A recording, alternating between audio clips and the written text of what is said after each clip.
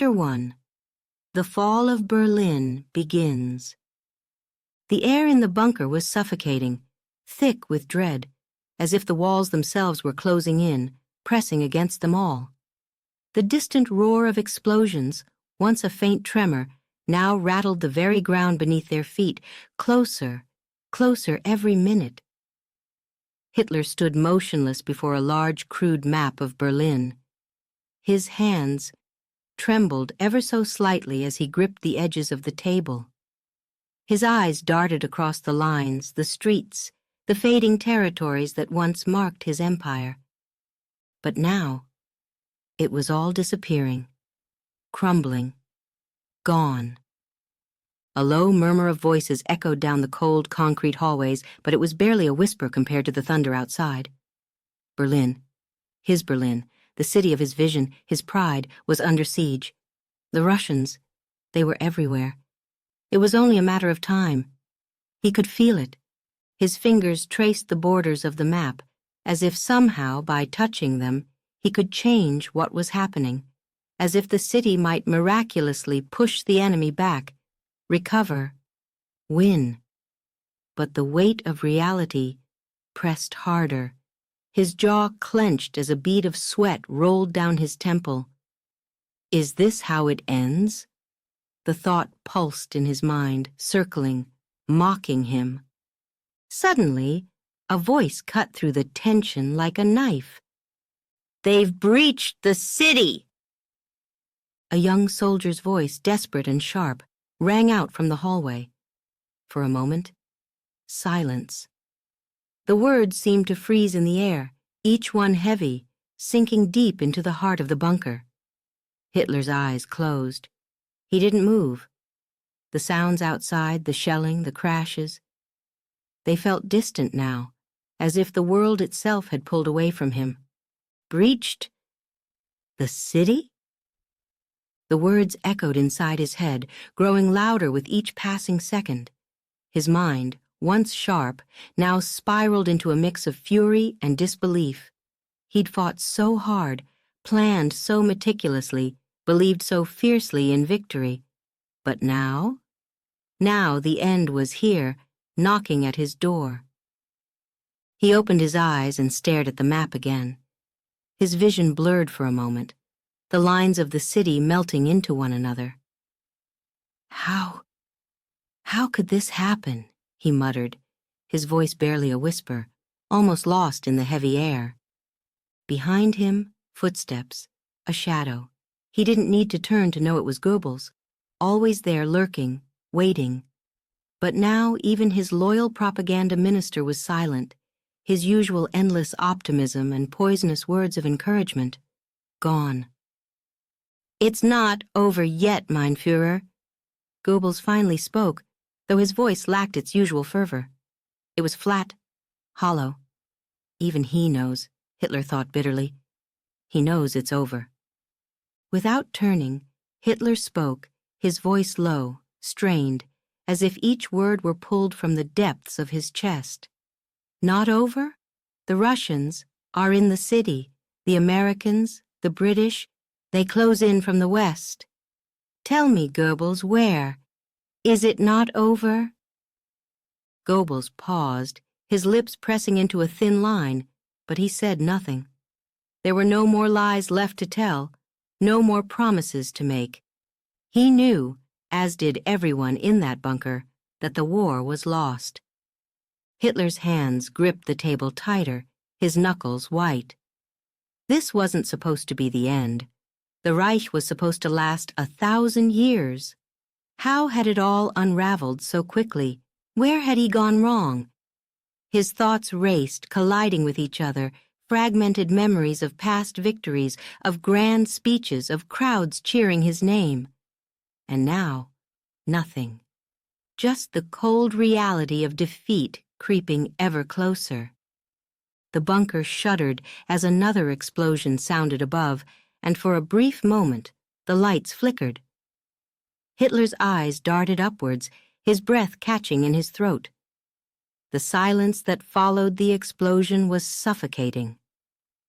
From the corner of the room, Eva Braun watched him. Her face was pale, her fingers twitching nervously in her lap. She hadn't spoken much in the past days, only offering soft smiles, hollow reassurances. But now her fear was impossible to hide. It lingered in the dark circles under her eyes, in the way her gaze flickered nervously towards the door, as if expecting death itself to walk through at any moment. She rose slowly, crossing the room to stand beside him. "Adolf," she whispered, her voice soft, fragile, like it might break at any moment. But he didn't look at her. He couldn't. "They're all waiting," she continued, her voice shaking slightly, "for you to tell them what to do, to lead them." Hitler's eyes stayed fixed on the map, but his mind was far away. Lead them? Lead them where? There was no escape. No grand strategy left to save them. He could feel the walls closing in around him, pressing against his mind, crushing him. The weight of his failure, his betrayal of the German people. It was unbearable. He suddenly slammed his fist onto the table, the sound sharp, making Eva flinch. "There is no leading, not anymore," he growled, his voice rising, echoing through the bunker. "I have given everything, everything for this nation. And this is how it ends." His voice cracked, raw emotion spilling out. Eva took a step back, her face etched with concern, but she said nothing. What could she say? The door to the room creaked open, and the young soldier from before entered, his face pale, sweat beading on his forehead. He swallowed hard before speaking, his voice trembling. "Mein Fuhrer, the latest reports." He paused, unsure if he should continue, but the look in Hitler's eyes gave him no choice. "The Russians, they are less than a kilometer from the Chancellery." Hitler's breath caught in his throat. Less than a kilometer. They were right there. The enemy was at his doorstep. He looked down at the map once more, tracing the streets with trembling fingers. There was no way out, no escape route, no miracle. The soldier lingered for a moment, waiting for an order, but none came.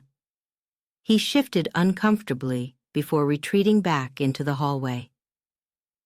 Silence filled the room once again, heavy and oppressive. Hitler's mind was spinning, a whirlwind of rage, confusion, and despair. His vision, his empire, everything he had worked for, all the blood, all the sacrifice. For what? He could feel it, the end, creeping closer with every second. His hand moved unconsciously toward the revolver on the table. He stared at it, his heart pounding in his chest, one pull of the trigger, and it would all be over. But then, what would they say? What would history say about the Fuhrer who ended his life rather than face defeat? His hand hovered over the gun, his mind torn between pride and the crushing weight of reality. Eva stood beside him, her hand lightly resting on his arm. "Adolf," she whispered, her voice barely audible. But he couldn't respond. He didn't know how to. Because for the first time in his life, Adolf Hitler didn't know what to do. Chapter 2. The Walls Close In. The silence was deafening. After the soldier's report, the bunker fell into a stillness so heavy it was suffocating. Only the distant, muffled thuds of artillery, each one closer than the last, broke the oppressive quiet. Hitler stood rigid, his chest rising and falling in sharp, shallow breaths. His mind raced. There has to be a way out. There must be a way. But no matter how many plans, how many strategies he turned over in his head, they all led to the same grim conclusion. Berlin was lost. He gripped the edge of the table in front of him, his knuckles white, the veins in his hands bulging. The map of the city lay before him, a twisted mockery of what it once represented. The Reich, his empire, his vision, gone, crumbling into dust before his very eyes. How, he thought, how did it come to this? Behind him, Eva Braun sat quietly, her hands folded neatly in her lap. She hadn't said a word since the news had come. Her face was pale, her usual smile gone. Yet somehow she remained composed. She always had. But he could see it, the fear. It flickered in her eyes, barely hidden beneath the surface. The walls of the bunker seemed to be closing in on her, too. "It's over," he muttered, his voice barely more than a whisper. He didn't mean to say it out loud. The words had slipped from him like a breath he could no longer hold. Eva looked up at him, her lips parted, but she didn't speak. What could she say? She knew as well as he did. There was no escaping it now. The end was here, pressing against the bunker walls like a storm ready to break through. Hitler's eyes darted back to the map, his heart pounding in his chest. It can't end like this.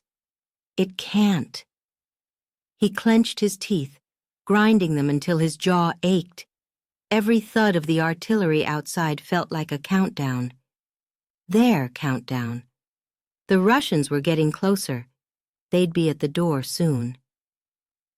He slammed his fist down onto the table, making the map flutter. "There has to be something," he growled, his voice suddenly fierce, the words echoing off the bunker's concrete walls. "We still have men. Tanks. Something." But even as he spoke, the truth gnawed at him like a festering wound. Those men, those tanks, they were already broken, scattered, lost in the chaos above. His grand army, his loyal soldiers, once unstoppable, were nothing more than fragments of a dying dream.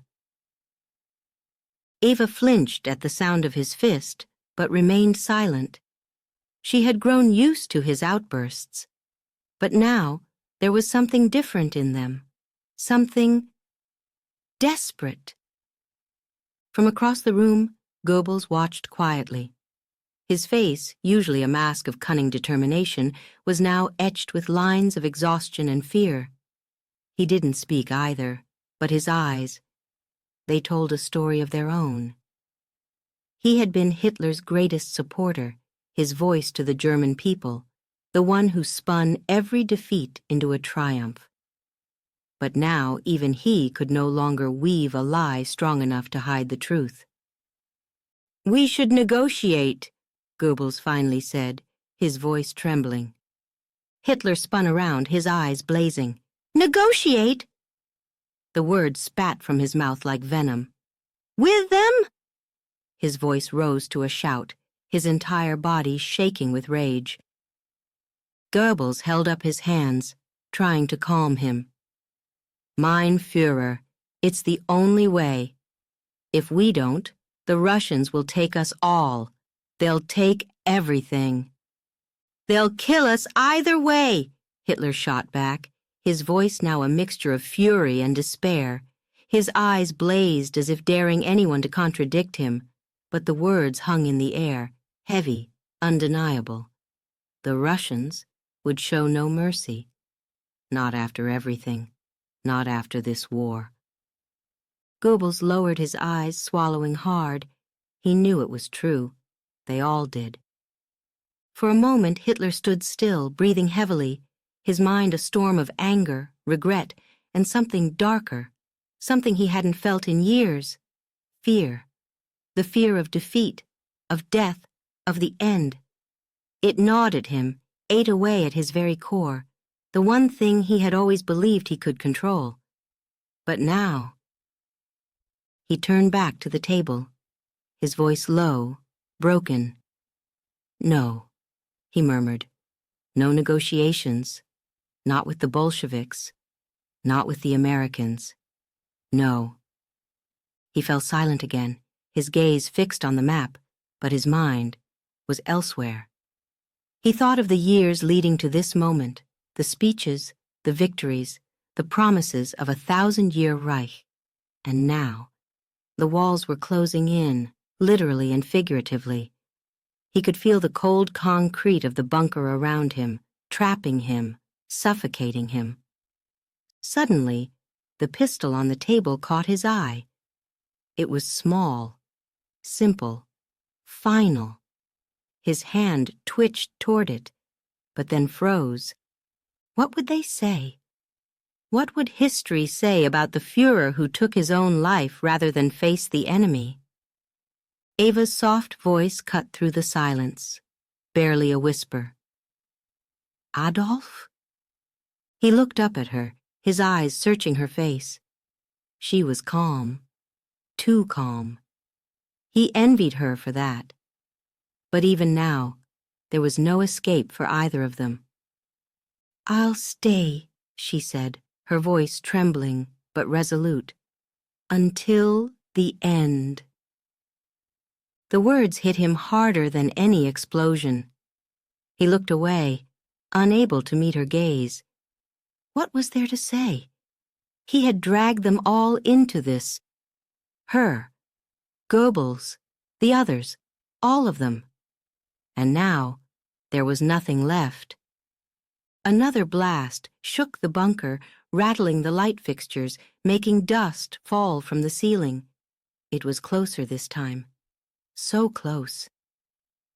Goebbels stepped forward again, his face pale. Mein Führer, please, we need to make a decision. Hitler's eyes snapped toward him, but his gaze was empty, hollow. There is no decision left to make, Joseph, he said quietly. The Reich is finished. Berlin is finished. He paused, the weight of those words pressing down on him like lead. I am finished. Goebbels recoiled slightly, his expression one of disbelief and shock. He had followed Hitler for so long, believed in him so completely. But now, the man standing before him seemed broken. The silence returned, thick and unbearable. Each person in the room felt it, the end. Hitler turned away from them all, his mind racing again, searching for answers, for hope, but finding nothing. The walls of the bunker seemed smaller now, closer. The sound of artillery outside was like a heartbeat, growing louder, faster. The Russian army was coming, and with it, the final collapse. His hand brushed the pistol again, lingering this time. He stared at it, his breath coming in ragged gasps. Is this it? Is this how it ends? Eva stood and moved toward him, her face soft, but full of sorrow. She placed her hand gently on his shoulder. Whatever you decide, I will stay. But he couldn't look at her. Not now. Not when he didn't even know what decision to make. His thoughts twisted and turned, his emotions spiraling between anger, despair, and fear. For the first time, he didn't know how to lead. He didn't know what to do. And in that moment, as the walls of the bunker closed in around him, Adolf Hitler felt utterly alone. Chapter 3. Goebbels' Plea. The heavy doors of the bunker creaked open, and Joseph Goebbels rushed in, his face flushed with urgency, his eyes wide with desperation. He could feel the tension in the air, the unspoken defeat that lingered in every corner of this underground tomb. His heart raced, pounding in his chest as if it could break through his ribs. But still, he had to try. He had to. Mein Führer, he called, his voice tight, strained. We can still... But he stopped. Hitler was standing by the map again, his back rigid, his hands gripping the table so tightly that his knuckles were bone-white. He turned slowly, his cold, hollow eyes locking onto Goebbels with a stare so piercing, so devoid of life, that it made Goebbels flinch. The words froze in his throat. The silence between them hung thick, suffocating. Even Goebbels, the master of propaganda, the one who had always found the right words to stir the German people, knew in that moment there were no speeches left to give. No amount of fiery rhetoric could bring Berlin back. No amount of lies could reverse the truth. The city was dead. Goebbels swallowed, his mouth suddenly dry, but he forced himself to speak again, clinging desperately to hope, or perhaps to his own blind loyalty. "Mein Fuhrer," his voice cracked, betraying the fear beneath his words. We must hold on. For Germany." He stepped forward, hands trembling slightly at his sides, his eyes pleading. "The people, the soldiers, they still believe in you. We must fight. Until the last man." But even as he spoke, he could feel it slipping away, the empty promises falling flat against the cold walls of the bunker. Hitler didn't move, didn't respond. He just stared at him, eyes dull, face set in stone. Goebbels' breath hitched. He had never seen Hitler like this before. Never. The man who had commanded nations, who had once spoken with such force, such power, was now silent.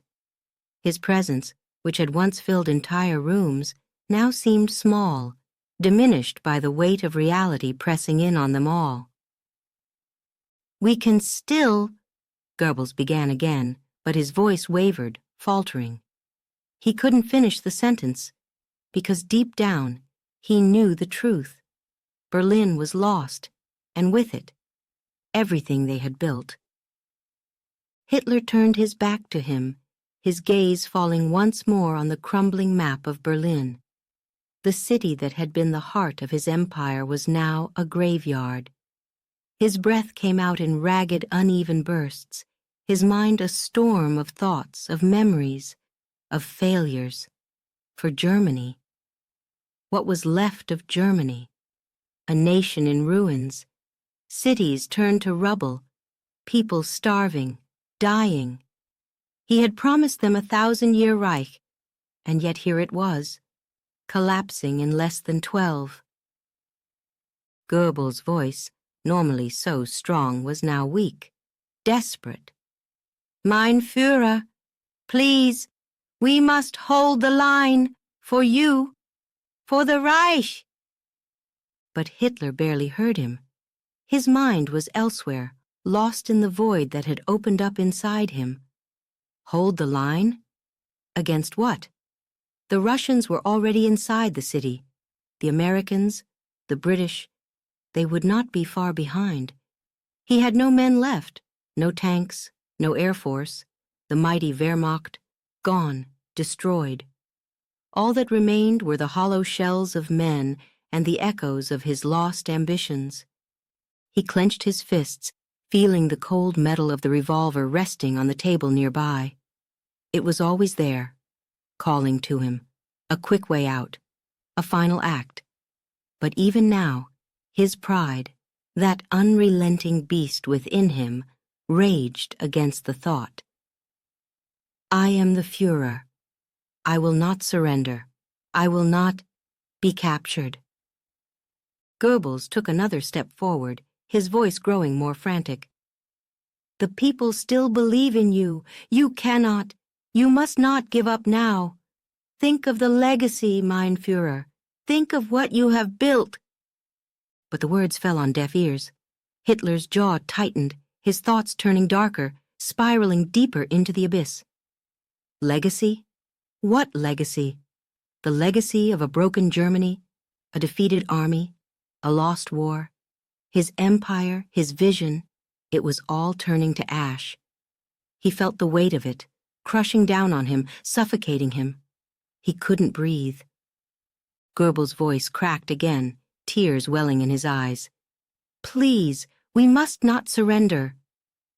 His words were now more for himself than for Hitler. The panic was rising in him, his chest tightening as he realized. This is the end of the Reich, the end of everything. Hitler finally spoke, his voice low, almost a growl. "Surrender is not an option." He turned his head slightly, his eyes still fixed on the map. "But neither is victory." Goebbels' heart sank. He knew what that meant. There was no escape, no grand plan to turn the tide. They were trapped here, in this bunker, like rats waiting to be hunted down. The silence returned, thick and heavy. Goebbels' breath came in shallow gasps now, the enormity of the situation sinking in. He glanced around the room, at the cold concrete walls, at the flickering lights overhead. This bunker, once a symbol of power, was now nothing more than a tomb. He took a step back, his legs trembling beneath him. "Mein Fuhrer, what should we do?" Hitler's gaze remained fixed on the map, his voice barely audible. "There is nothing left to do." Goebbels stood there, frozen, his mind reeling. How had it come to this? How had they fallen so far, so fast? He had believed so fiercely, so completely, in Hitler's vision, in the dream of the Reich. But now, all he felt was fear, cold, gnawing fear. Hitler's hand hovered near the revolver once again, his fingers twitching as if drawn to it by some invisible force. "Is this my only way out?" The thought echoed in his mind, relentless. He could end it all, here and now, but what would history say? What would they say? He closed his eyes, his breath catching in his throat. He could feel the walls of the bunker closing in on him, pressing down on his chest. The world outside was crumbling, burning, and here he stood, paralyzed by indecision. Goebbels watched him, his eyes wide, his chest heaving with panic. "Mein Fuhrer," he whispered, his voice trembling. But Hitler didn't answer. The room fell into a heavy silence once more, the distant thud of artillery, the only sound. Goebbels' mind raced. He couldn't let it end like this. He couldn't. But deep down, he knew. The walls were closing in, and there was no way out. Chapter 4. The Decision. Alone now, Hitler paces, his footsteps echoing in the confined space of the bunker. The walls feel closer with every turn, every step. His mind is racing, a torrent of thoughts swirling around, pulling him deeper into a suffocating storm. Should I fight to the bitter end? The question claws at him, over and over. Or, is the end already here? The muffled thud of distant explosions above seems to answer him, each blast vibrating through the bunker like a heartbeat, a steady drum counting down the final moments. He clenches his fists at his sides, his body stiff with tension. I am the Fuhrer. I must not fail now. But the voice inside him is faint, weak, a shadow of what it used to be. He stops, staring blankly at the map of Berlin on the wall. His Berlin, his empire, now a battlefield of crumbling streets and broken promises. His fingers twitch involuntarily, moving toward the revolver lying on the desk, its cold metal glinting in the dim light. His hand hovers over it, trembling. A quick escape, he mutters to himself, the words like poison on his tongue. Could that be the answer? A part of him recoils at the thought, disgusted by the weakness it represents. The Fuhrer, taking his own life, ending it all with a bullet? His stomach churns. No, no, that is not the way. Not for me. And yet, The alternative is no better. His mind races again, wild, desperate. To be captured? Paraded before the world like a broken man, a defeated tyrant? His enemies would celebrate, tear him apart, humiliate him. The thought sends a shiver down his spine. I will not allow them to see me like that, to strip me of everything, my power, my pride. His hand, still trembling, drifts closer to the revolver. His fingers brush the handle. A slight touch, but it sends a chill up his arm. He pulls back, clenching his fist, fighting the pull. No, not yet. He slams his fist onto the table, the sharp crack of it breaking the heavy silence. The map trembles under the impact, but nothing changes. Nothing moves. His outburst feels hollow, powerless. I am the Fuhrer, he growls through gritted teeth. His voice fills the room, but it doesn't fill him. The words echo, bouncing off the walls, but in the stillness that follows, they feel empty. The title, once mighty, once feared by millions, now seems like a distant memory, a ghost. He closes his eyes, breathing heavily. His thoughts shift, darken. What is left for me? He can hear the bunker around him, silent, suffocating, a tomb of his own making. Outside, his enemies grow closer with every second. Inside, he is trapped with his failures, the empire he built, gone. The victories, the speeches, the grand plans, all dust now. Nothing. The revolver calls to him again. What will history say? The question rises in his mind like a snake, twisting, coiling. If he takes his own life, what will they say? Will he be remembered as a coward, fleeing his destiny, or as a man who faced the final defeat with dignity? He scoffs at the thought. There is no dignity in death, only silence. And yet, what else is there? He turns away from the map, pacing again, faster now. His breath quickens. Fight? Surrender? End it myself? The options whirl around him, blurring together. He feels the weight of the decision crushing him, pressing down on his chest, making it harder to breathe. A sudden image flashes in his mind. Goebbels, his loyal Goebbels, pleading with him just moments ago. For Germany, he had cried, his voice cracking, desperate. The words had meant nothing then, just empty echoes in a bunker filled with broken men. But now, they linger. For Germany? What Germany is left to fight for? The streets are filled with rubble. The people are lost, defeated, betrayed by the man who promised them glory. He stops pacing, standing still in the center of the room, eyes wide, breathing hard. His thoughts are spinning, crashing against each other. There must be something left to do. But no matter where his mind turns, he finds nothing but darkness. The revolver glints in the corner of his vision. He steps toward it, slow at first, then faster, his heart pounding in his chest. He grabs the gun, holding it tight, feeling the weight of it in his hand. Cold, heavy, final. Is this it? His fingers tighten around the handle, the cold metal pressing into his skin. Is this how the Fuhrer ends? A deep breath, in, out. The weight of the gun feels unbearable now, like it's pulling him down, dragging him toward some inescapable abyss. His mind spins, his thoughts fractured, torn between pride and despair, between fear and escape.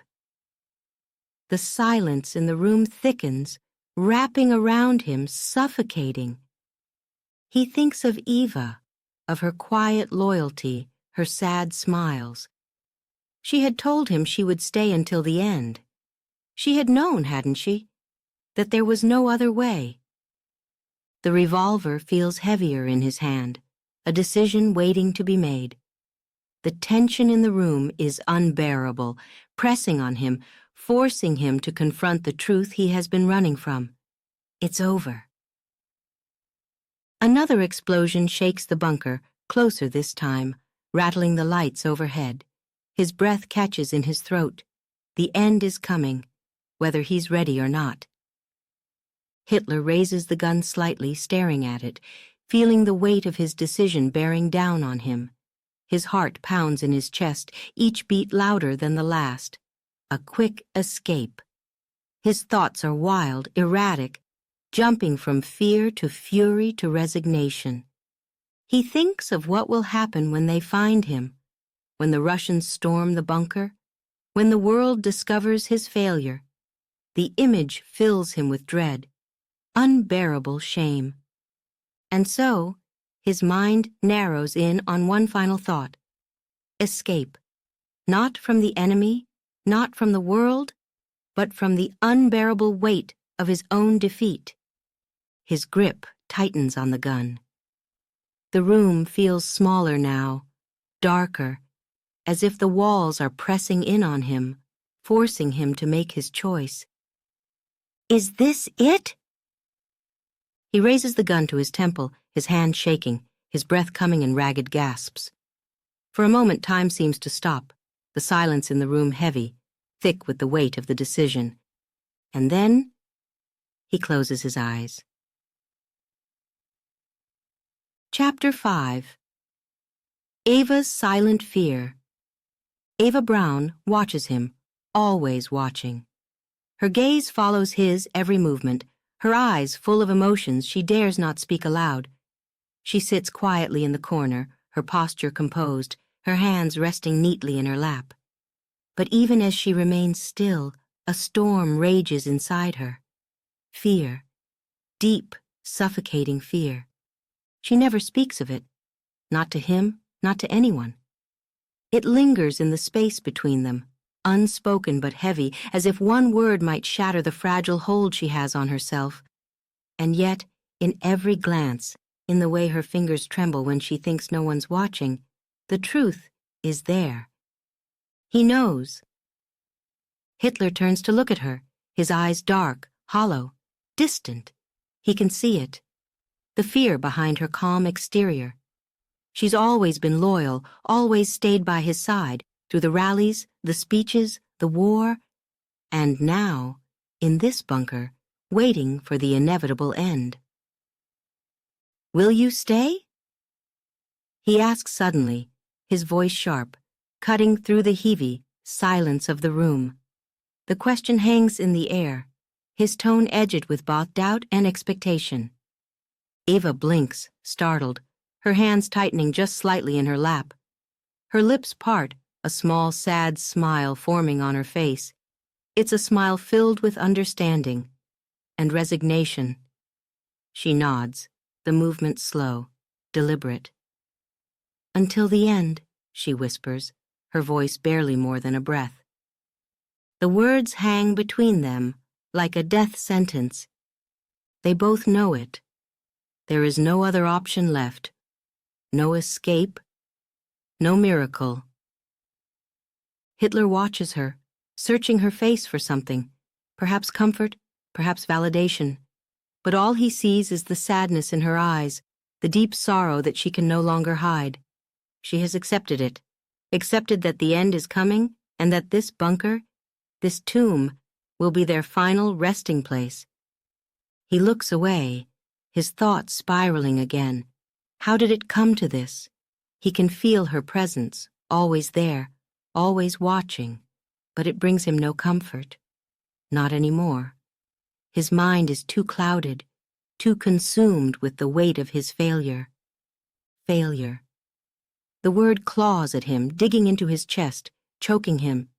He had promised so much, promised her so much, power, glory, a future together in a triumphant Reich. And now all that remains is this. The faint sound of artillery in the distance, the cold, lifeless air of the bunker, and the knowledge that soon, very soon, it will all be over. Eva sits still, but inside, Her heart races. Her chest tightens with every breath, the silence pressing down on her. She can feel the bunker closing in, the weight of the war crushing them both. But she won't leave him. Not now. Not ever. She glances at the revolver on the table, her stomach twisting into knots. She knows what it means, knows what it will come to, but she says nothing. What could she say? She has made her choice. She will stand by him, even in death. Hitler rises from his chair and paces, his steps quick and uneven. His thoughts are a whirlpool, pulling him under. Fight or flee, face it or escape. The questions hammer at him, relentless. He can feel the walls closing in, suffocating him. His breath comes in short bursts, his chest tight, as if the very air in the bunker is turning to stone. She deserves better than this, he thinks for a brief moment, glancing at Eva again. I promised her so much more. But she does not complain. She never does. Instead, she watches him with those soft, sad eyes, as if she already knows what he will choose, as if she's already accepted it. Eva, he mutters, turning to face her. His voice is low, rough, as if each word costs him something. You could leave, go, before it's too late. The words come out strained, and even as he says them, he knows they are hollow. There is nowhere for her to go. No place where she would be safe. Not anymore. Her smile falters for a moment, a flicker of something deeper passing over her face. Fear, perhaps. Or acceptance. No, she says softly, shaking her head. I'll stay. Her voice is firm, though her eyes betray the terror she feels. She is afraid. So afraid. But her love for him, her loyalty, binds her to this fate. Hitler turns away again, his hands trembling as he presses them against the table, his knuckles white. Why? Why does she stay? He can't understand it.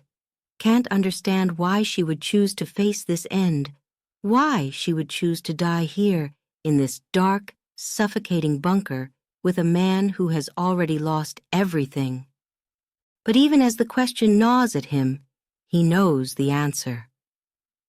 She stays because she believes in him. Even now.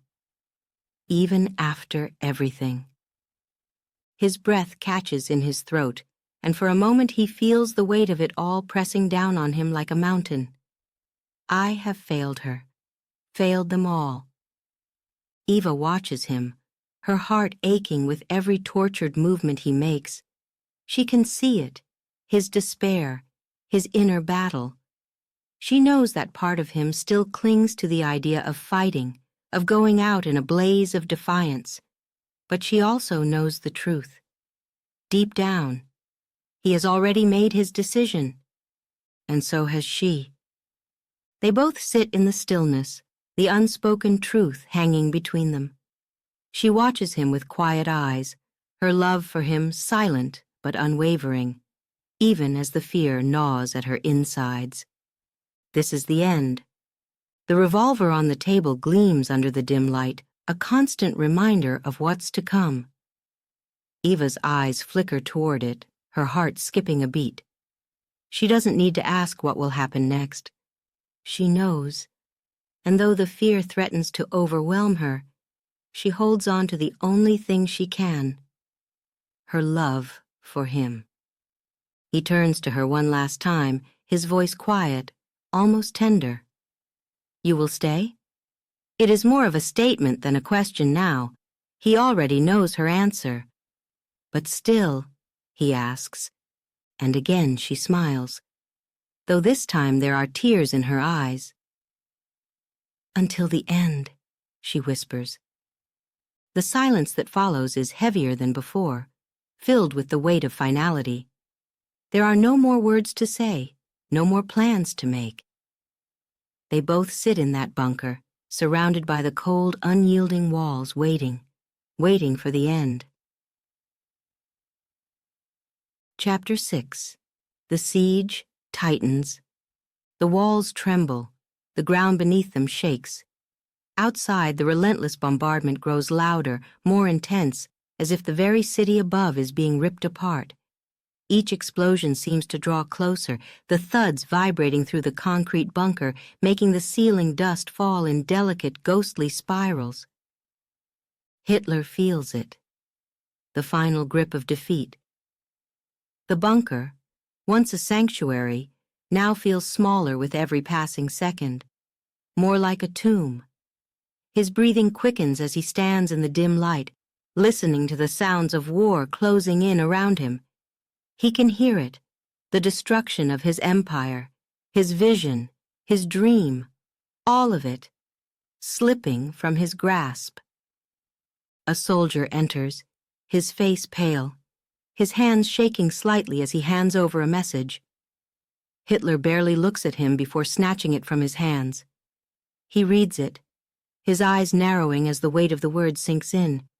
His hands tremble just slightly, but enough that the paper shakes. The Russians are in the heart of Berlin. The heart.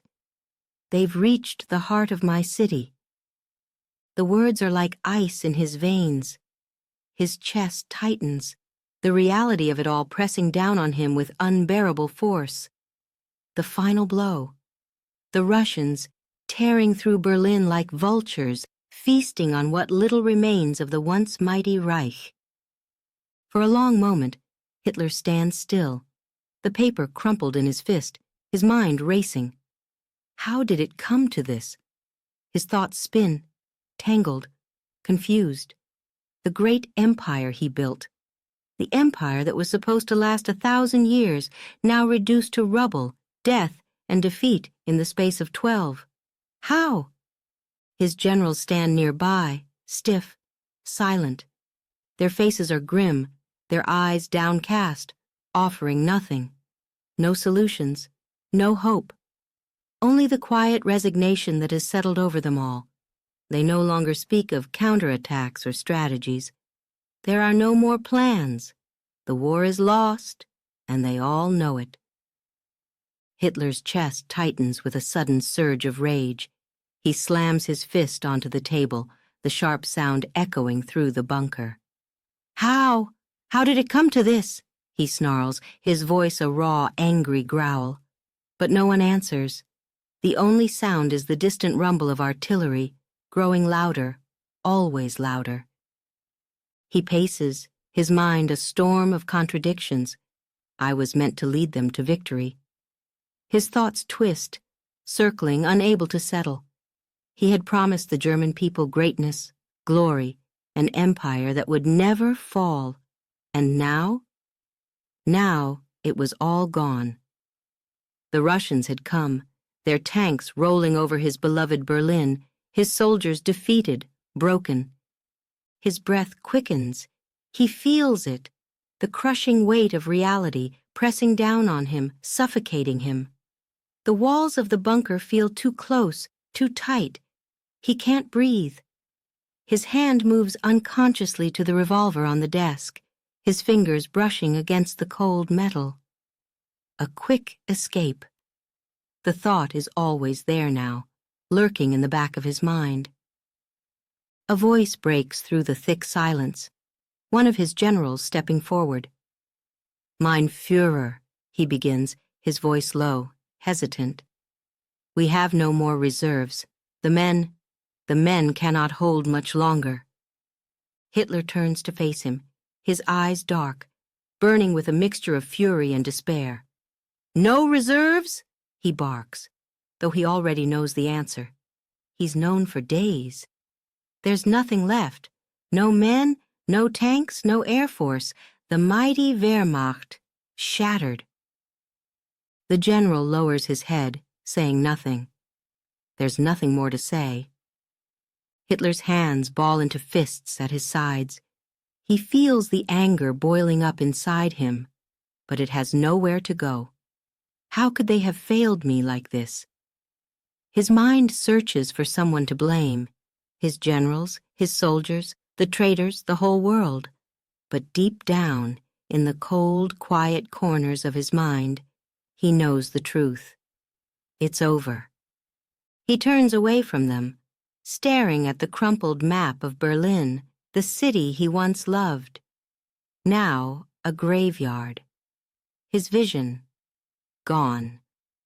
Behind him the bunker is filled with silence, heavy, thick, as if the air itself is weighed down by the looming end. His generals stand in their places, none daring to speak, none daring to move. They are men waiting for the inevitable, for the final collapse. They know it, and so does he. Another explosion rocks the bunker, this time so close that the lights flicker. The ground shakes beneath them, and a crack forms in the ceiling, dust falling in a thin veil. The sound is deafening, the bunker itself groaning under the pressure. For a moment Hitler freezes, his breath catching in his throat. He glances upward toward the ceiling, as if he can sense the enemy closing in above. The Russians, they are so close now, too close. His heart pounds in his chest, his thoughts racing. There is no way out. The room feels colder, more suffocating. He feels trapped, like a caged animal, pacing back and forth, searching for an escape that doesn't exist. His mind circles back to the revolver on the desk, the cold promise of release. One pull of the trigger, and it's over. All of it. But then, what would they say? What would the world say about the Fuhrer who took his own life rather than face defeat? His pride roars against the thought, but the fear gnaws at him, relentless. Eva sits nearby, silent as ever, her hands folded neatly in her lap. She watches him, always watching, her face pale, her expression blank, but her eyes show the fear she won't speak of.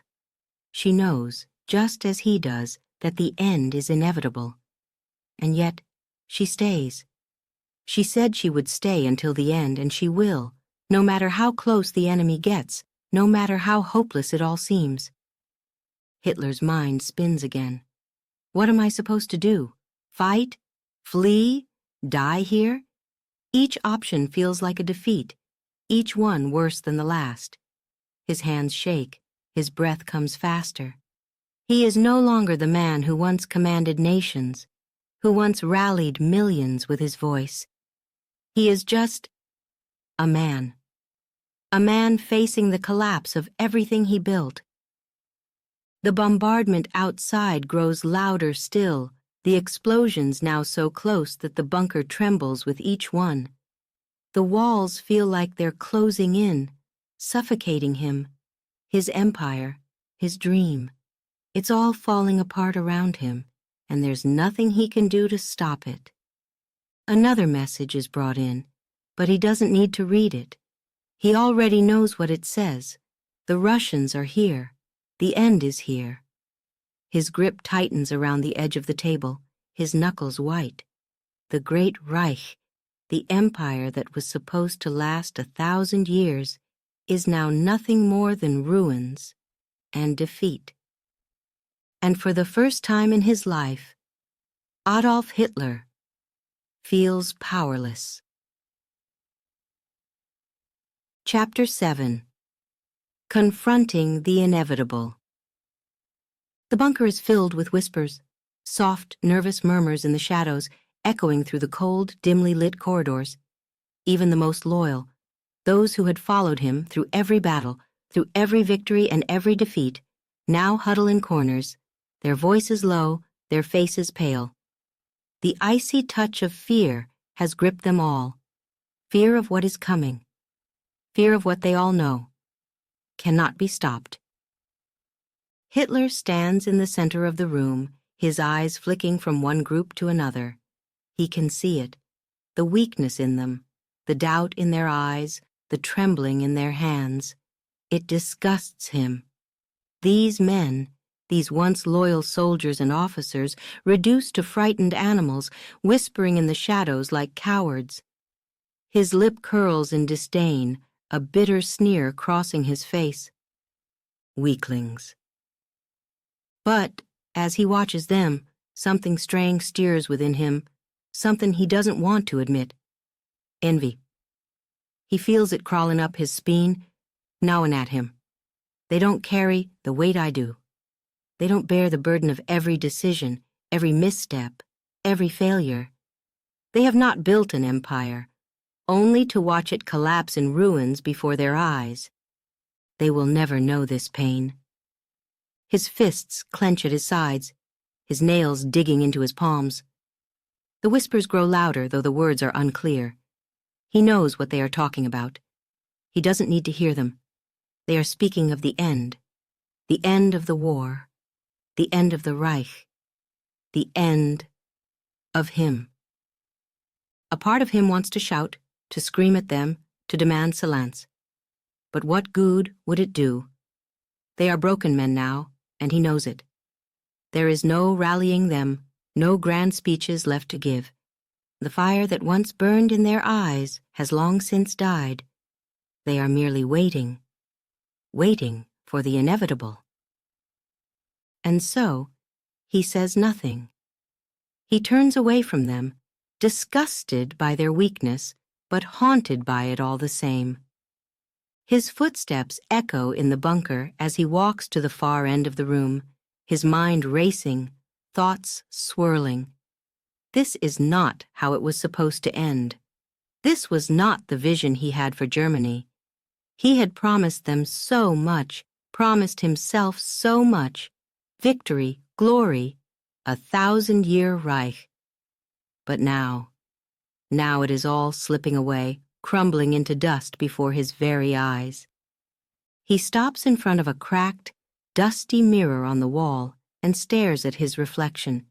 His face is gaunt, his skin pale, his eyes sunken and hollow. The man staring back at him looks like a ghost, a shadow of the Fuhrer who once commanded armies, who once held entire nations in his grip. What have I become? The thought gnaws at him, louder with each passing second. His hands tremble slightly and he grips the edge of the desk to steady himself. He can feel it, the weight of all his choices pressing down on him like a suffocating blanket. Every decision he's made, every order he's given, every life he's taken, it all crashes down on him now, in this bunker, in this final hour. Is this my legacy? The question echoes in his mind, relentless, cruel. Is this what I will be remembered for? The man who led Germany to ruin? The man who promised greatness and delivered only destruction? His chest tightens as the thought digs deeper, twisting like a knife. I am the Fuhrer. But even the title feels empty now, hollow. What power does it hold in a world that has already moved past him, in a city that is burning, in a country that lies in ruins? Behind him, the whispers continue, growing more urgent, more frantic. He can feel their fear, their desperation. They are waiting for him to make a decision, waiting for him to tell them what to do. But what can he say? What can he possibly tell them now, when he himself doesn't know the answer? His hand drifts, almost unconsciously, to the revolver on the desk. He stares at it, his breath shallow. A quick escape. The thought surfaces again, tempting him, pulling him toward it. One pull of the trigger and all of this, all of it would be over. The pain, the shame, the failure. But the idea sickens him. Cowardice. That's what it would be. A final act of weakness, the very thing he despises in those around him.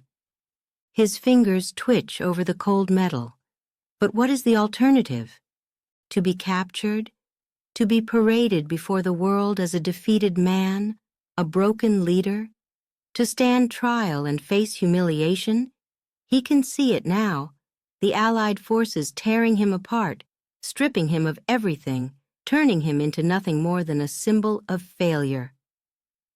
No. I won't give them that satisfaction. The whispers seem to close in around him, as if the very air in the bunker is pressing down on him, suffocating him. He turns sharply, his eyes scanning the room. He can see them, his officers, his staff, huddled in corners, speaking in hushed voices, their fear palpable. They look at him with something like pity, as if they know what he's thinking, as if they can sense that the end is near. The shame burns in his chest, and for a moment he feels a surge of anger. How dare they pity him? How dare they look at me like that? But the anger fades almost as quickly as it came, replaced by something darker, something more final. Is this my legacy? The question rises again, louder this time, drowning out everything else. The sounds of the bombardment above, the whispers in the bunker, even the beating of his own heart. It all fades into the background as the question consumes him. Is this what I will leave behind? A world in ruins? A broken Germany? A shattered dream? His breath comes in ragged gasps now, the weight of it all pressing down on him. He stares at the revolver again, his mind spiraling. Is this the only way out? He can feel it, the pull of it, the finality of it. One pull of the trigger, and all of it would end. The whispers, the shame, the fear. It would all stop. But his pride refuses to let go. He straightens, his hand falling away from the gun. No, he is the Fuhrer. He will face the end with dignity. He will not run. He will not flee. But as the thought solidifies in his mind, the doubt still lingers, creeping at the edges of his resolve. The whispers continue. The bunker grows colder, and Adolf Hitler confronts the inevitable. Chapter 8. Goebbels' Family. The heavy doors of the bunker creak open again. This time Joseph Goebbels enters, not alone. His family follows behind him, his wife Magda and their 6 young children, skipping and laughing, their voices filling the cold, suffocating air with the sound of innocence. The halls of the bunker, once echoing only with whispers of fear and impending doom, now hold the bright laughter of children blissfully unaware of the fate that awaits them. Goebbels forces a smile, his lips twisting awkwardly as he watches his children play, their little feet pattering against the hard floor. But his eyes tell a different story. They are dead, hollow, empty. He stands stiffly, his hands clenched at his sides as though trying to hold himself together, trying to maintain the facade of strength for his family, for his children. The sight of his children playing, laughing, running through the bunker like it's some sort of playground is almost unbearable. They don't know. They don't understand what is about to happen, what has already been decided, and Goebbels, their father, is too cowardly to tell them, too consumed by loyalty, by blind devotion to the man who stands before him, the Fuhrer. Goebbels looks at Hitler, his face palely, the shadows under his eyes darker than ever. There's something different about him now, something quieter, more fragile. The silence between them is thick with unspoken words, unspoken fear, and behind it all, a silent plea. Hitler looks at Goebbels but says nothing. His eyes drift to the children for a moment, watching as they chase each other down the narrow corridor. For a brief second he feels something stir inside him, an emotion he thought long buried. Regret? Pity? He can't quite tell. But it's there, a fleeting whisper in his chest. He quickly shoves it down, buries it deep beneath the layers of anger, pride, and fear that have consumed him for so long. Goebbels steps closer, his voice low, trembling. Mein Führer, he begins, his tone thick with desperation, though he tries to hide it. You can still leave. There's still time. We can make a plan. There are routes. You can escape to the south, to Bavaria. We could fight from there. The words spill from Goebbels' mouth, but they are empty. Even he no longer believes them. The words are hollow, spoken more out of habit than hope. But he says them anyway, because what else can he say? What else is left? Hitler turns his gaze to him, his expression cold, unmoved. Leave? He repeats, the word sharp, cutting through the air. There is no leaving. His voice is low, almost a growl. It's a final statement, not a suggestion. He shakes his head slowly, his jaw tight, his hands trembling slightly at his sides. I will not flee like a coward. Not now. Goebbels' shoulders slump slightly, the last bit of hope draining from his face. He nods, but it's a hollow gesture. He knew this would be the answer, of course. He knew it the moment he entered the bunker. But still, he had to try. For his family. For his children. Behind them, Magda Goebbels stands quietly, her eyes fixed on her children, her face a mask of calm resignation. She knows what is coming, knows what must be done. Her devotion to Hitler is unshakable, even now. But beneath the surface, there is something darker, a coldness that only a mother preparing to sacrifice her own children can possess. The children's laughter rings out again, and for a moment, the weight of it all, the crushing reality of what is to come, feels unbearable. Goebbels swallows hard, his throat tight. He forces himself to smile again as one of his daughters, little Helga, runs up to him, her eyes bright, her cheeks flushed with excitement. Papa, she calls, tugging on his sleeve. Look, we found a secret tunnel. She points down the hallway, her face full of the innocent excitement that only a child can have, as if they are on some grand adventure. Goebbels' smile falters, his eyes filling with a pain he cannot hide. He kneels down, pulling her close, his hands shaking as they rest on her small shoulders. Yes, my darling, he whispers, his voice catching in his throat. A secret tunnel. He can't finish the sentence. The words stick, caught in his chest. Magda watches them from the corner of her eye, but she says nothing. She doesn't need to. They have already spoken, already decided what must be done. Her devotion to Hitler runs as deep as her husband's, and she has accepted what is to come. For her, there is no other path. Hitler stands by, watching this tragic scene unfold before him. His heart feels nothing.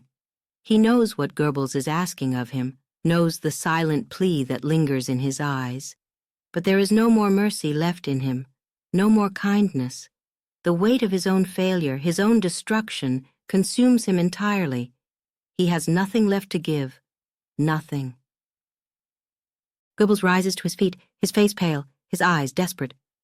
Mein Fuhrer, he tries again, his voice a strained whisper. If you stay, if we all stay, then this will be the end. For us. For all of us. Hitler looks at him, his face hardening. It is already the end, he replies, his voice flat, devoid of emotion. Berlin is lost, the Reich is lost, and we will not live to see the fall. Goebbels lowers his head, defeated. The words hit him like a blow, though he had expected them.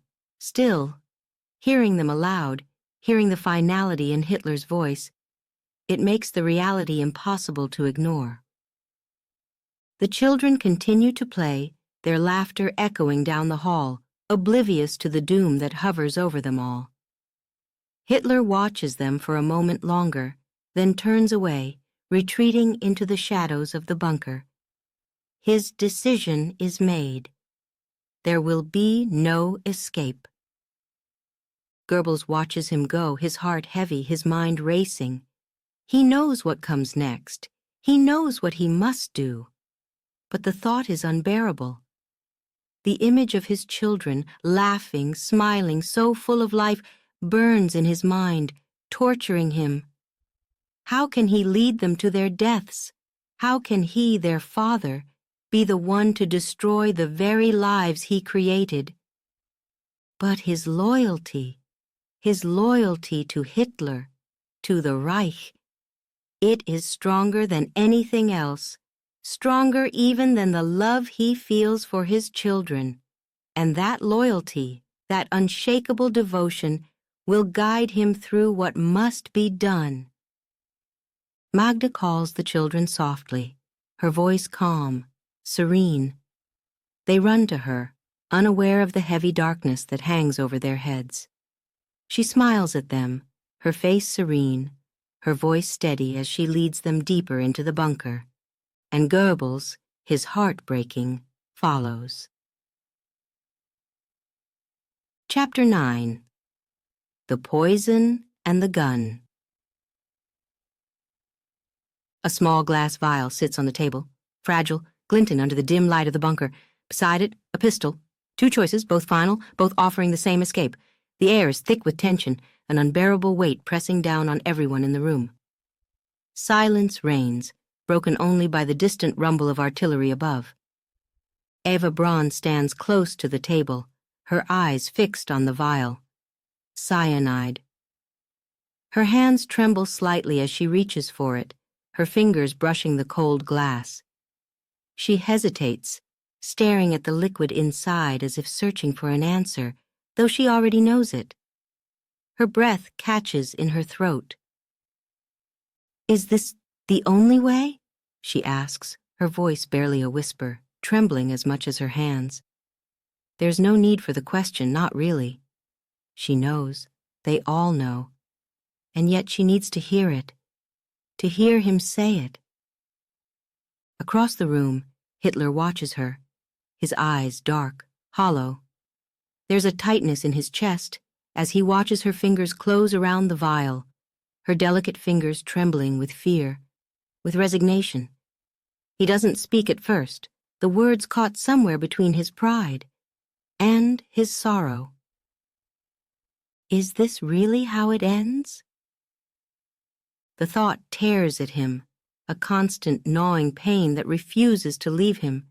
His empire, his grand vision, reduced to this, to a vial of poison and a pistol.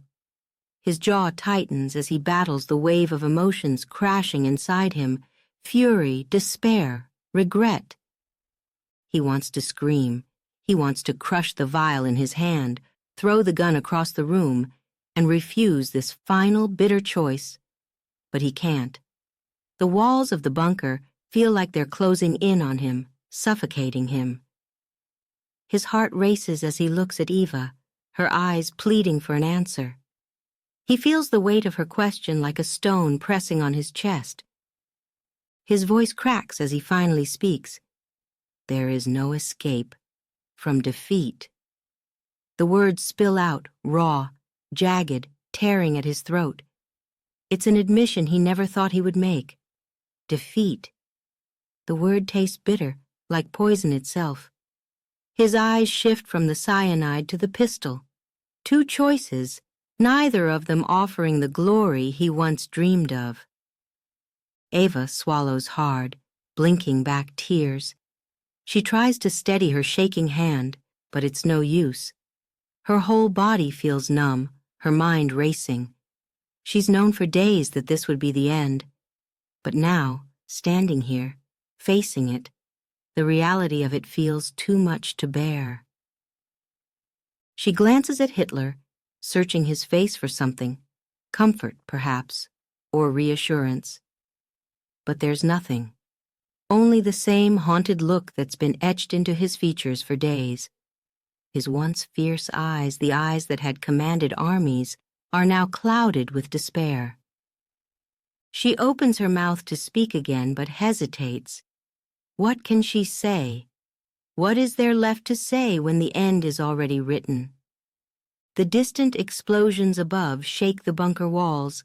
the faint thud of artillery reverberating through the cold air. Each blast feels closer, each one a reminder that the world outside is crumbling. There is no more time, no more hope, only the final choice laid out before them on the table. Hitler's gaze falls once again on the pistol. His fingers twitch, his hand moving ever so slightly toward it. He can feel the cold metal already, the weight of it in his palm. One pull of the trigger, and it would all be over. The fear, the shame, the humiliation. One moment of courage, or cowardice, and the nightmare would end. But his pride fights back, roaring inside him.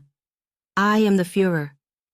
The thought pounds in his skull, demanding that he stand tall, that he face his enemies, that he fight until the bitter end.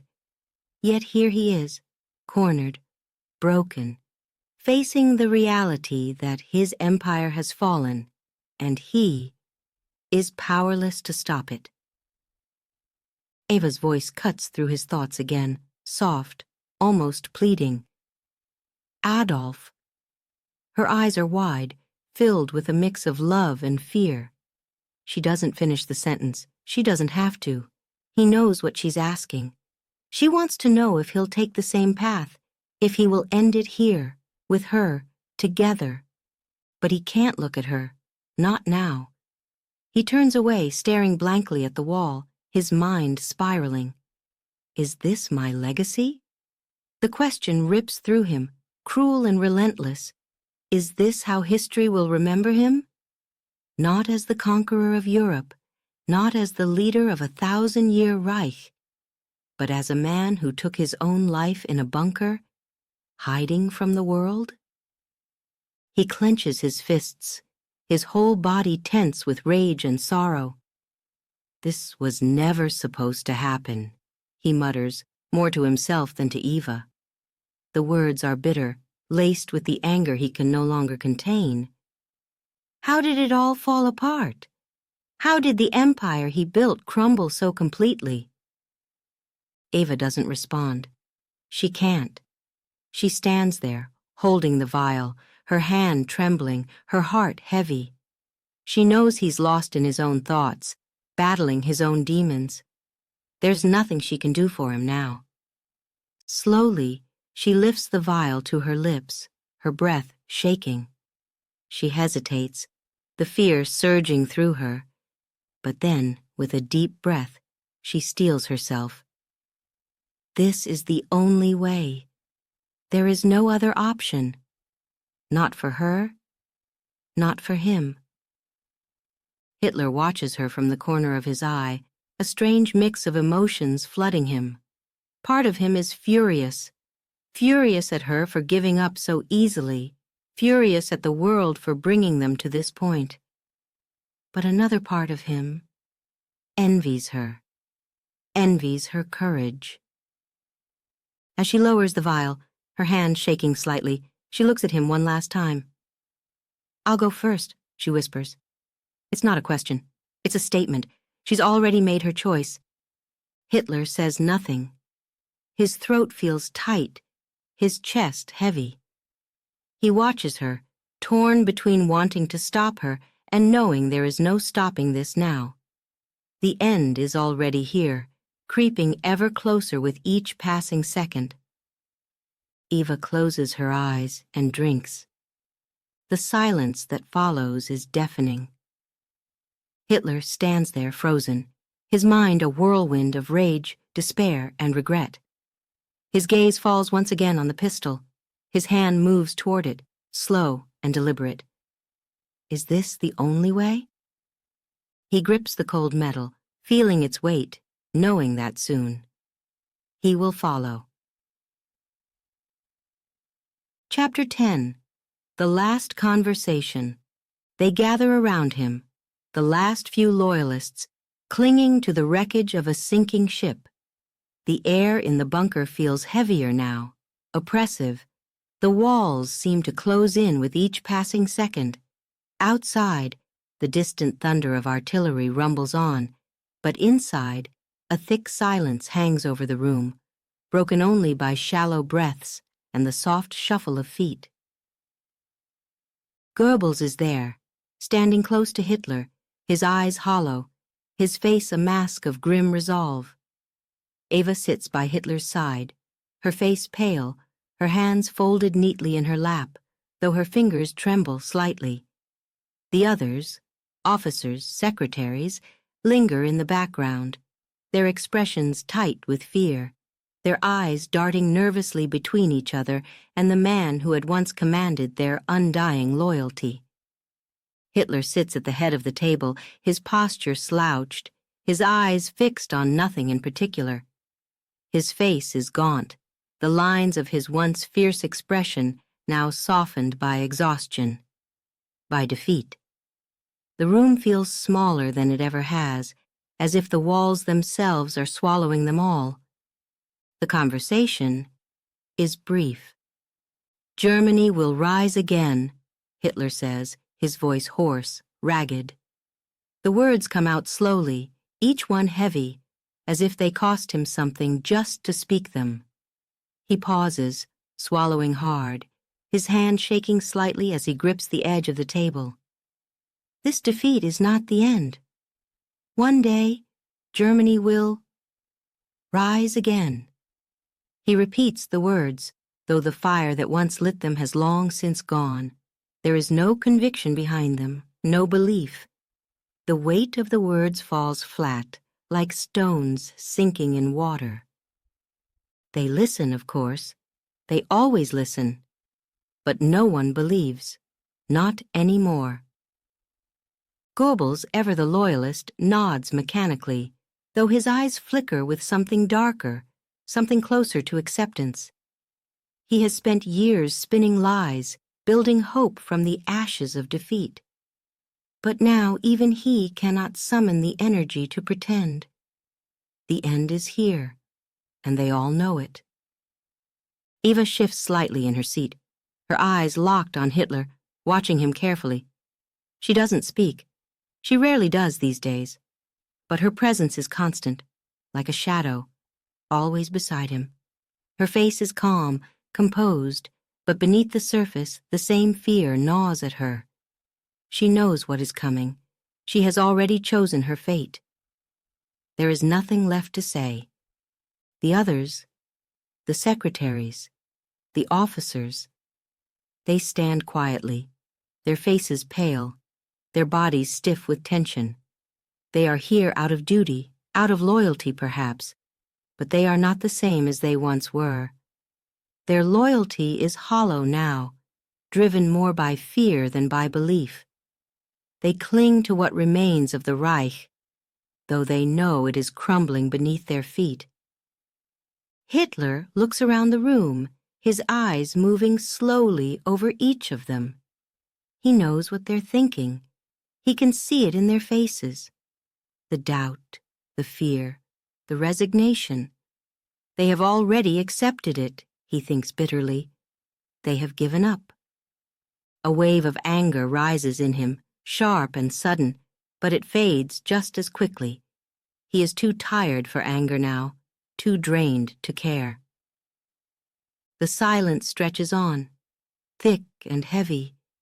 Even the air seems to mock him, pressing in on him with a weight he can no longer bear. He feels the eyes of the room on him, waiting, expecting something. But what can he give them now? What words could he possibly say that would change anything? He clears his throat, the sound rough, grating. You must continue the fight, he says, though his voice lacks its usual strength. Do not give in to the enemy. The words feel hollow even as he speaks them. He knows, just as they do, that there is no fight left, no hope, no future. Goebbels, ever the loyal disciple, steps forward slightly, his voice quiet but firm. We will continue, mein Fuhrer, he says, though the lie is obvious in his tone. His eyes are glassy, distant. He no longer speaks with the conviction of a man who believes in victory. He speaks out of obligation, because it's what he must do, what he has to do. Hitler doesn't respond. He just nods, his eyes drifting back to the table in front of him. The pistol sits there along with the vial of cyanide. The final choice. It taunts him, calls to him, the only escape left. He can feel its pull, feel the weight of it in his mind. He glances at Eva, her face calm, her eyes steady. She has already accepted what must be done. She has chosen. He can see it in the way she sits, her hands folded neatly, her body still. There is no panic in her. Only quiet resignation. She will follow him as she always has. And he will lead her to the end. Another silence fills the room, this one deeper, darker. Even the walls seem to close in around them, as if the bunker itself is waiting for the final act to unfold. Eva shifts slightly, her eyes flicking toward the pistol. She doesn't say anything, but the meaning is clear. She is ready, ready to face what's coming, ready to die. She has been ready for days. Hitler swallows hard, the tension in his chest tightening. He feels the weight of his failure pressing down on him, suffocating him. This is how it ends, he thinks, the realization hitting him like a blow. This is my legacy. He straightens slightly in his seat, his hand brushing against the cold metal of the pistol. The decision is made. There is no escape, not from this, not from what he has done. He cannot face the humiliation of capture, the disgrace of being paraded before the world as a defeated man. No. He will end it here. He will take control of his fate, even if he has lost control of everything else. Germany will rise again, he whispers once more, though this time the words are softer, almost inaudible. He doesn't even believe them anymore. The fire has gone out.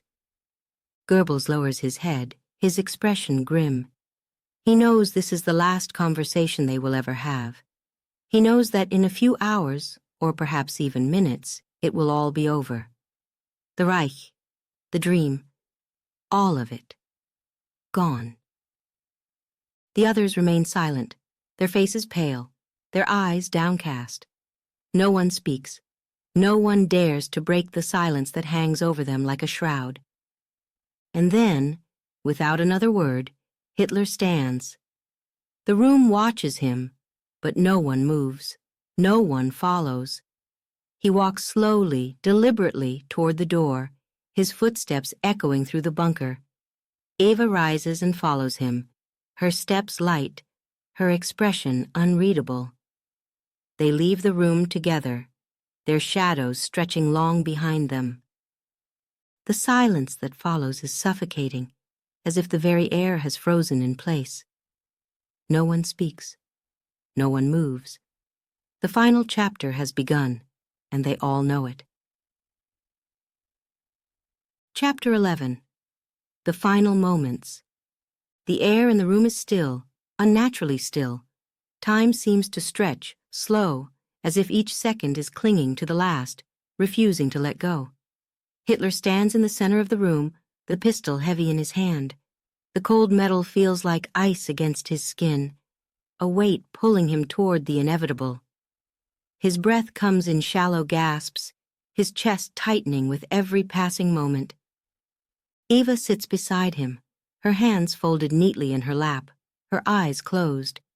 Her face is calm, serene even, as if she has already made peace with what is to come. But Hitler, his mind is a storm.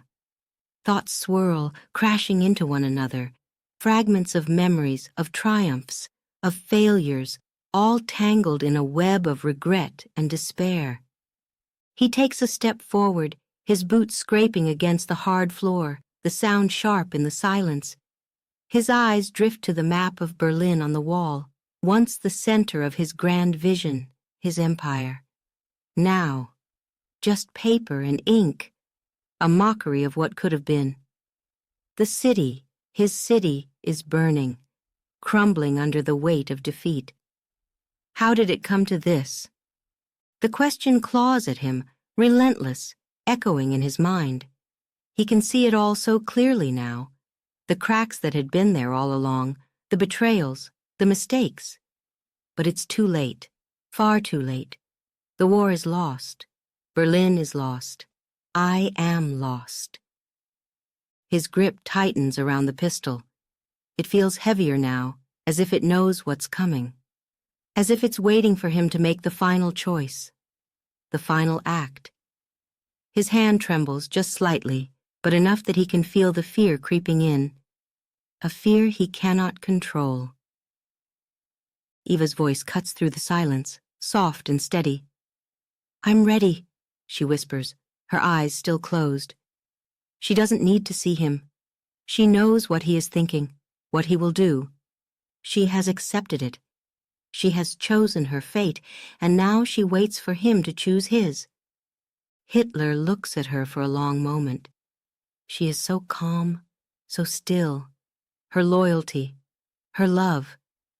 It never wavered, not even now in these final terrible moments. He wonders, for just a fleeting second, if she is stronger than him. If she has already conquered the fear that still grips his heart. He turns away from her, his gaze falling back to the map. The streets of Berlin, once filled with his dreams, are now nothing but lines and names, meaningless in the face of what is coming. The future he had promised, the 1,000-year Reich. All gone. Ashes. Dust. I have failed. The thought crashes into him, sudden and brutal. It takes his breath away. I have failed. Not just himself, but Germany. The people who believed in him, who followed him. They had trusted him to lead them to glory, and instead, he had led them to ruin, to death.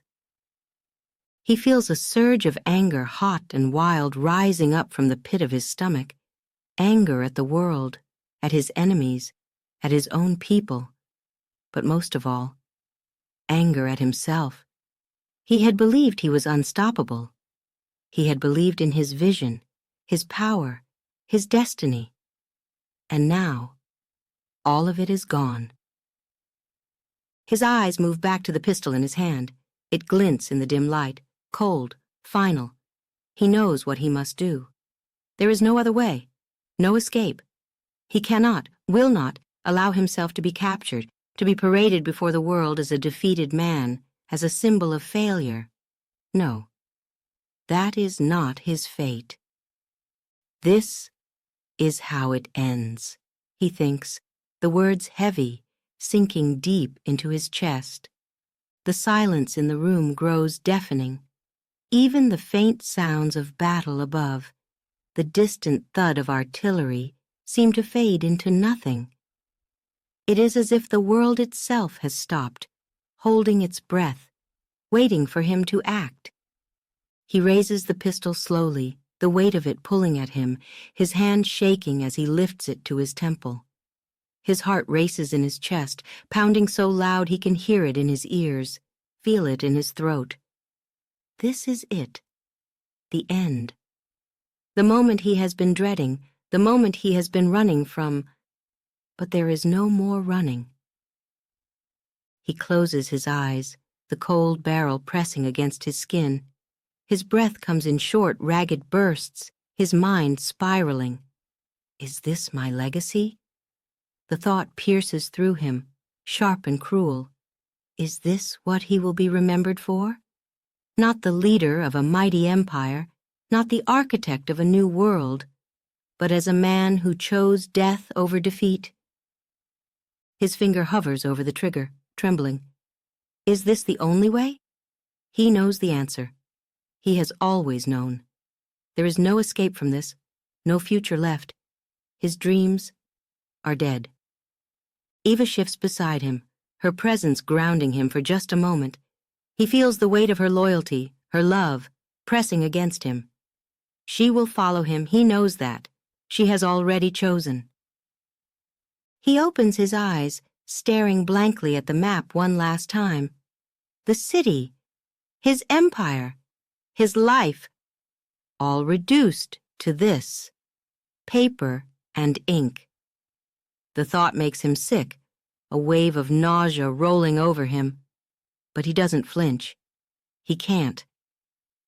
The silence in the room thickens, pressing down on him like a weight. His finger tightens on the trigger. His breath catches in his throat.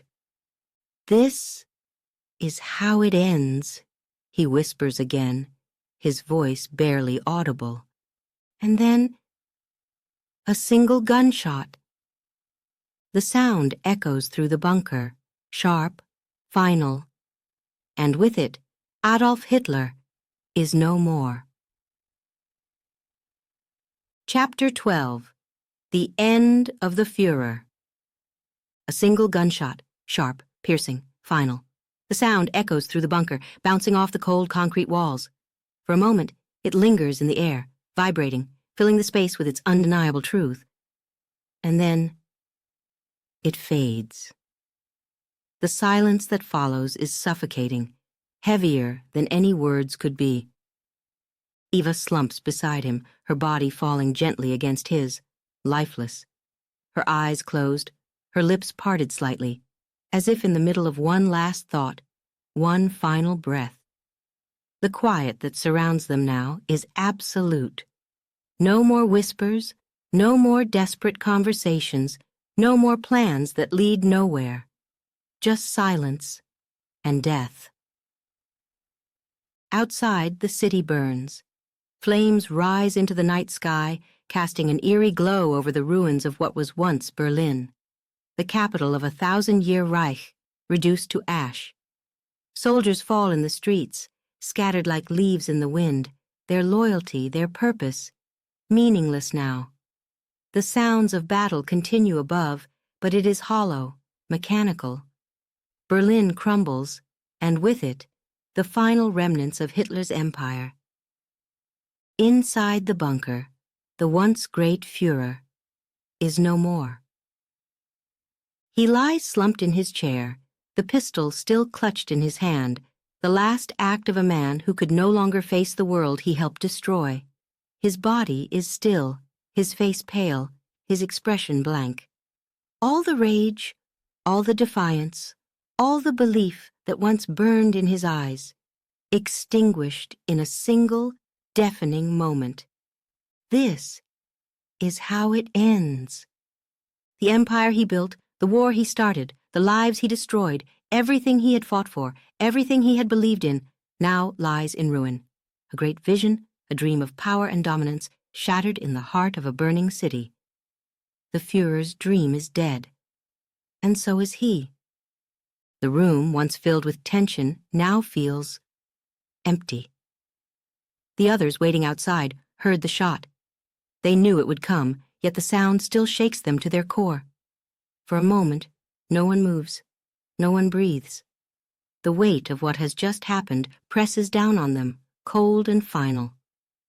Goebbels is the first to stir. His face is pale, his body stiff. He knew this was coming. He had accepted it.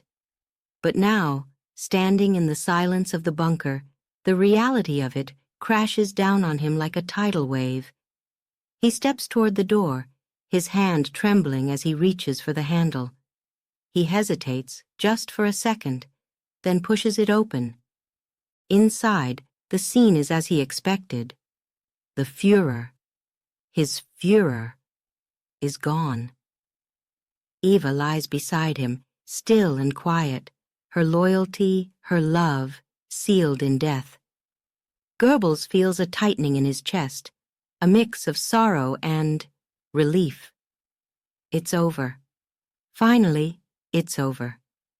He steps into the room, the others following slowly behind him, their faces pale, their eyes wide. They stand there in silence, staring at the bodies, the scene before them surreal, almost dreamlike.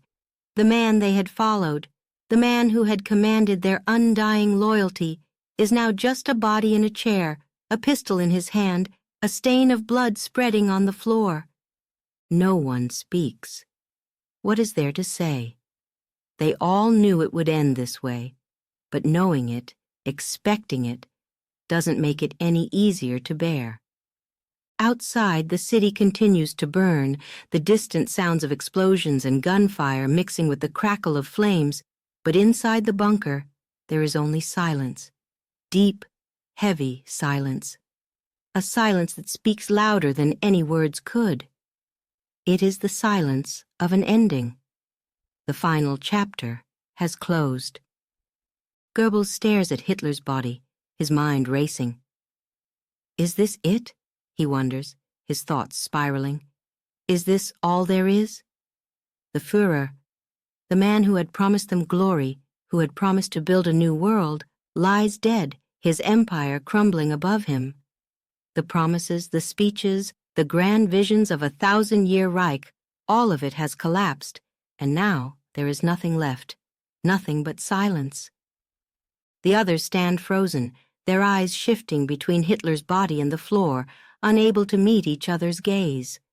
The weight of it all, the defeat, the destruction, hangs over them like a shroud. Some look at Goebbels, waiting for him to speak, to say something, to guide them in these final, unbearable moments. But what can he say? Goebbels' lips part, but no words come. His throat feels dry, tight. There's nothing to say. No speeches, no words of hope, no final orders. There is only this room, this silence, this end. Eva's body rests quietly beside Hitler's, her face still and peaceful, as if she's asleep. She chose this, Goebbels knows. She followed him to the end, as she always said she would. But even that thought brings no comfort now. The end has come for them all. The silence in the bunker stretches on, thick and heavy. No one dares to break it. No one dares to move. The weight of history presses down on them, the final moments of an era that has ended in blood and ashes. Goebbels turns away, his heart pounding in his chest. He knows what must come next. He knows what is waiting for him, for his family. The decision has already been made. The path has already been chosen. He steps out of the room, leaving the others behind. The silence follows him, clinging to him like a shadow. As he walks down the cold, narrow corridors of the bunker, his thoughts swirl. The Fuhrer is dead. The war is lost. The Reich is finished. Outside, the flames of Berlin's destruction light the night sky, casting long dark shadows over the city's ruins. The empire Hitler built, the war he started, the dream he pursued, all lies in ruin. And now, silence falls again. This time for good.